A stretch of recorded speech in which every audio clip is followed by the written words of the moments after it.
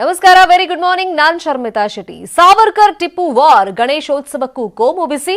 ಶಿವಮೊಗ್ಗದಲ್ಲಿ ಗಣೇಶನ ಗಲಾಟೆ, 700 ರೌಡಿಗಳಿಗೆ ವಾರ್ನಿಂಗ್. ಇಂಟೆಲಿಜೆನ್ಸ್ ಹೇಳಿದ ಸೀಕ್ರೆಟ್ ಏನು? ಇದು ನ್ಯೂಸ್ 18ನ ಬಿಗ್ ಎಕ್ಸ್ಕ್ಲೂಸಿವ್. ಮಲ್ನಾಡ್ ಗಣೇಶನ ಗಲಾಟೆ ಇನ್ಸೈಡ್ ರಿಪೋರ್ಟ್.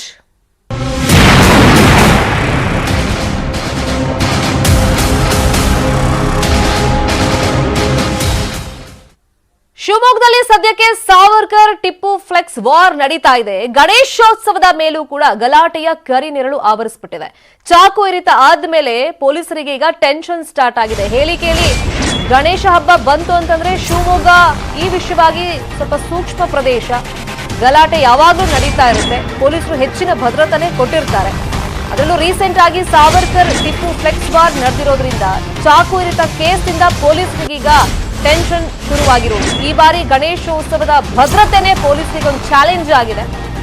ಆಗಸ್ಟ್ 31ಕ್ಕೆ ಅದ್ದೂರಿ ಗಣೇಶೋತ್ಸವಕ್ಕೆ ಸಿದ್ಧತೆಗಳನ್ನ ಅಲ್ಲಿನವರು ಮಾಡಿಕೊಳ್ತಾ ಇದ್ದಾರೆ. ಬಿಜೆಪಿಯವರು ಮತ್ತೆ ಹಿಂದೂ ಪರ ಸಂಘಟನೆಯವರು ತಯಾರಿಗಳನ್ನ ಮಾಡಿಕೊಳ್ತಾ ಇದ್ದಾರೆ.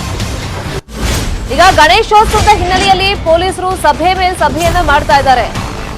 ಯಾವ್ಯಾವ ಏರಿಯಾದಲ್ಲಿ ಪರ್ಟಿಕ್ಯುಲರ್ ಆಗಿ ಭದ್ರತೆಯನ್ನ ಹೆಚ್ಚಳ ಮಾಡಬೇಕು ಅಂತ ಹೇಳಿ, ಹಬ್ಬದ ದಿನ ಬಾಲ ಬಿಚ್ಚಬಾರ್ದು ಅಂತ ಹೇಳಿ ರೌಡಿಗಳಿಗೆ ವಾರ್ನಿಂಗ್ ಕೊಟ್ಟಿದ್ದಾರೆ. ಪೊಲೀಸ್ ಠಾಣೆಗೆ ರೌಡಿಗಳನ್ನ ಕರೆಸಿ ಖಡಕ್ ಆಗಿ ವಾರ್ನಿಂಗ್ ಅನ್ನ ಕೊಟ್ಟಿದ್ದಾರೆ.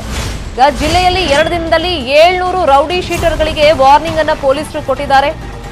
ಶಿವಮೊಗ್ಗದ 7 ಠಾಣಾ ವ್ಯಾಪ್ತಿಗಳಲ್ಲಿ 200 ರೌಡಿಗಳಿಗೆ ವಾರ್ನಿಂಗ್ ಅನ್ನ ಕೊಟ್ಟಿದ್ದಾರೆ. ಒಟ್ಟಿನಲ್ಲಿ ಗಣೇಶ ಹಬ್ಬದ ದಿನ ಯಾರು ಬಾಲ ಬಿಚ್ಚಬಾರ್ದು, ಅಹಿತಕರ ಘಟನೆ ಅಲ್ಲಿ ನಡೀಬಾರ್ದು, ಉದ್ವಿಗ್ನ ಪರಿಸ್ಥಿತಿ ನಿರ್ಮಾಣ ಆಗಬಾರದು.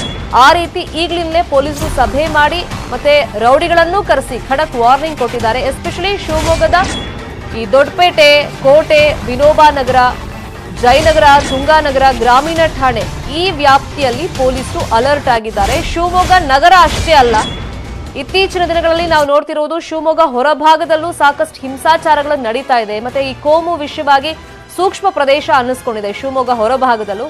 ಇನ್ನು ಕುಂಸಿಯಲ್ಲೂ ಕೂಡ ಪೊಲೀಸರು ಅಲರ್ಟ್ ಆಗಿದ್ದಾರೆ.